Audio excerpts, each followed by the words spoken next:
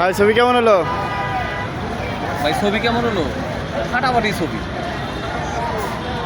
তাই আসলে ছবি, এই ছবিটা একটা লাভ স্টোরি, প্রেমের ছবি। এখন মনে করে কিছু মূর্খ আছে, অশিক্ষিত আছে, ওরা ছবির কিছু বুঝে না, বুঝতে পারছেন? ওরা উল্টাপাল্টা কথা বলতে ছবি। ভাই যারা শিক্ষিত, সমাজে যারা শিক্ষিত তারাই ছবি দেখবে। এই জসিমের ডিসুম মারামারি এইসব ছবি এখন চলে না। কিছু কিছু মানুষ বলে ভাই রকিস্টার এমন একটা সিনেমা, শাকিব খান এ যাবৎ যত সিনেমা করছে এটার সামনে খাওয়া নাই। কারণ কি, এই ছবিটা দেখতে গেলে আপনি একদম মাথা খাটায়, এই যে আশিকি টু কন, তারপরে রামবিল কাপুরের বারফিকন, যে যত লব এসেছে ভাই পৃথিবীর সমস্ত কান্ট্রির সব ফেল। শাকিব খানের সুপারস্টার। আর সবচেয়ে বড় হয় আমি সবার ছবি দেখি, যে ভালো তাকে ভালো বলবো। মানে আমার কথা শাকিব খানের পাল্লাতে শাকিব খানের দাঁড়ে গেছে ভাই। বলো শাকিব খানে যে অভিনয় করছে ভাই, যে লুক দিছে, যে তাকানো, মানে আপনি যাই কোন ভাই, আমি আপনার কথা বলি, আপনি এই ছবি দেখেন নাই, যারা ছবি মনটা দেখবো, যারা প্রেম করে ভালোবাসে তারাই সিনেমা দেখবে। এই ছবির মধ্যে মানে বাংলাদেশে যত নায়ক কোন অ্যাক্টরে খাওয়ার নাই। এই আরফিন শুভগণ টাইম নাই ভাই, আরফিন শুভ টাইম নাই। এই মনে করে যে মাসুদ রানা এগুলোরও টাইম নাই। আমার কথা হলো ছবি ভাই, এটা হলো প্রেমের ছবি। তোমার পরে এই ছবিটা আসছে, বরবাদ গেছে, এটা হলো অন্য ক্যাটাগরির ছবি ভাই। এটার মধ্যে যে মেকিং করছে শাকিব খান, যা করছে ছবিতে, আর ভাই উনি যে এই যে হেয়ার স্টাইল, তারপরে মনে করেন যে ওনার যে চলাফেরা অ্যাক্টিভিটিস, এটা মাথা নষ্ট হয়ে যাবো। যে ড্রেস আপ আর গেট আপগুলো করছে, মনে করেন যে আপনি মানুষের কথা না, সিনেমা দেখুন আর ফাড়ায় লাগছে ভাই। শাকিব খানের জীবনে বেস্ট এই সিনেমা।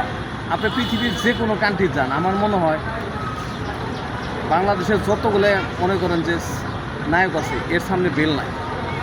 আর পৃথিবীর যত বড় স্টারই, যত বড় দেশে যত নায়ক নায়িকা আছে ভাই, শাকিব খানের লুক ভাই মাইন্ড ব্লোয়িং, কী বলবো, মানে ভাষায় প্রকাশ করতে পারবো না। শাকিব খান আপনার সিনেমা দেখেন, হলে এসে সিনেমা দেখলে বুঝতে পারেন কী সিনেমা শাকিব খান বানাইছে। আর সবচেয়ে বড় কথা হলো মানুষকে আর কি করতে টাইম নেই। শাকিব খান মনে করেন অলওয়েজ শাকিব খান। এই জন্য একটা কথা কই, যে উনি যে সিনেমাটা বানাইছে, যে পরিচালক ভাই, বাংলাদেশে এত সুন্দর মানে এই সঙ্গীতের উপরে, গানের উপরে সিনেমা করছে।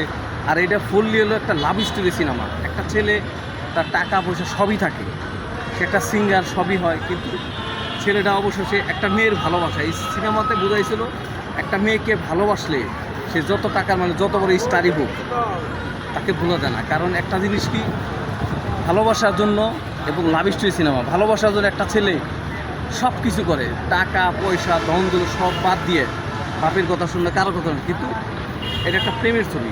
এর জন্য বলি আপনার সিনেমা আসেন, এরকম ছবি আমার মনে হয় না বাংলাদেশে হয়েছে। বাংলাদেশে নয়, শাকিব খানের জীবনের বেস্ট মুভি।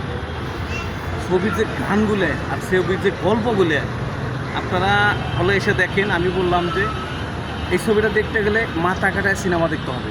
এটা একটা প্রেমের ছবি। একটা ছেলে একটা মেয়ের জন্য সে অনেকটা স্টার হয়ে যায়, টাকা পয়সা দ্বন্দ্ব টুকুটি অভাব দেয়, কিন্তু ও দেখেন যে না, একটা মেয়ের ভালোবাসার জন্য সে টাকা পয়সা দ্বন্দ্ব সব লাভ থেকে পালায় যায়, কিন্তু সেই মেয়ের ভালোবাসায় প্রেমে পুরে থাকে। এর জন্য গেলে ভালোবাসার জন্য একটা মানুষ সব করে। এই সিনেমাটা হলো একটা প্রেমের সিনেমা।